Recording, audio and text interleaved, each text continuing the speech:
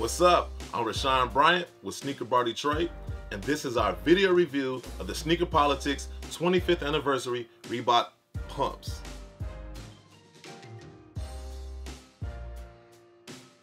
During the 1980s, there was a war going on. No, not between two countries. Well, there probably was a war going on between two countries somewhere. But this war is between two sneaker companies, Nike and Reebok, and the use of this new air technology that will forever change the sneaker landscape. In 1988, Reebok project manager Paul Litchfield teamed up with Massachusetts-based firm Design Continuum, and the concept of the Reebok Pump began to take shape. The idea was to create a shoe that could be customizable for anyone and any foot, using the inflatable air chambers that will pump up for a custom fit. On October 24th, 1989, the Reebok Pump hit retailers for $170. Now that's a lot of money, especially when you consider this is the 1980s. Now Nike tried their best to counter with their own version of the pump, but that still didn't stop Reebok from snatching up the market share. Highlighting all of this is the now infamous banned TV commercial that Reebok put out. It has a guy from Nike and a guy from Reebok on a bridge bungee jumping. The guy from Nike slips through his sneakers and falls to his doom, and the guy from Reebok is safely secured in his Reebok pumps. Keeping it classy, Reebok. I like it. The Reebok Pump's most famous moment came in the 1991 dunk contest when then unknown Boston Celtics guard D. Brown pumped up his Reebok Pumps and proceeded to dunk with his eyes covered, defeating Shawn Kemp, who just so happened to be wearing the Nike Ultraflight. I'm sure the guys at Reebok were pretty pumped up about that. Fast forward to 2014, and Reebok is celebrating the 25th anniversary of the pump. For this model, Reebok collaborated with Louisiana-based sneaker boutique, Sneaker Politics. The good people at Sneaker Politics wanted to take an old-fashioned inspiration and create a completely new look for the Reebok pump. They chose to base the colorway off of an old logo of a hometown community fixture, Borden's Ice Cream Parlor.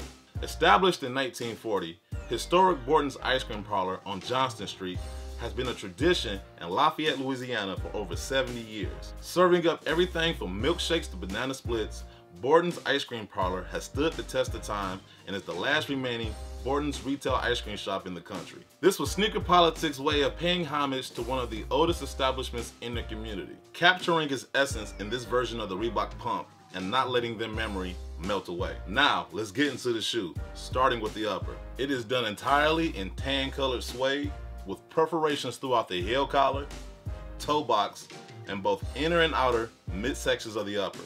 You have blue plastic lace locks extending up the sides of the upper toward the tongue. Your tongue is also tan-colored perforated suede, complemented by white laces. At the top of your tongue is the iconic Reebok Pump inflator that has a tan plastic base and a blue basketball with the word pump written in white. The words, "Last of a dying breed," paraphrased by the current owner's quoted observation of Borden's parlor, are stitched in blue on either side of your pump at the top of the tongue. The interior of the shoe is done in soft white leather, and there's tons of padding around the ankle collar. On the back heel of the upper, you have blue molded plastic that houses the deflator that wraps around the collar of the shoe, extending from both sides of the ankles, and has splashes of white dots to give the appearance of sprinkles. The words, "The Pump," are engraved in white on both ankles of the blue molded plastic. Below that, the name Sneaker Politics are etched separately on the suede heel tab on both the right and the left shoe. Right before you get to your midsole, there's a cream-colored plastic heel guard with Reebok imprinted in blue on the outer heel of the shoe. Your midsole is a mixture of white polyurethane and rubber that wraps around the entire perimeter of the shoe, housing your inflatable pump bladder.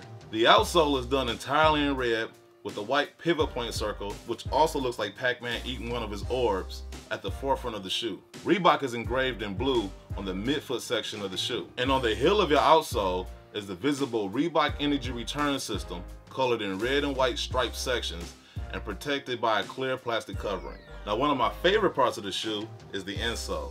You have red and white stripes going the entire length of the insole, and the red and white stripes come from the red and white awnings that used to be on the stores, or the hats and vests that the servers would wear when they would give you ice cream.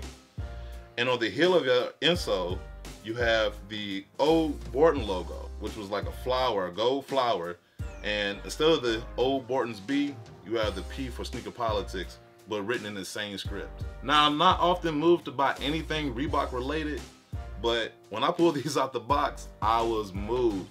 This shoe, honestly, in my opinion, when you consider concept, quality, and just colorway and color blocking, is by far the best shoe I've seen this year that I've held in my hands. The only downside is they only went up to a size 14. I wear a size 15. It just seems to me that all these shoe manufacturers are like phasing out big-footed individuals such as myself, and I'm starting to take it personal. My feelings are hurt. Reebok, get it together. I need these in a size 15. So Sneaker Politics, Reebok, if y'all watching, I want these in a size 15. Hook a brother up. Big ups to the good people at Sneaker Politics for giving us access to this shoe so we can give you a detailed review.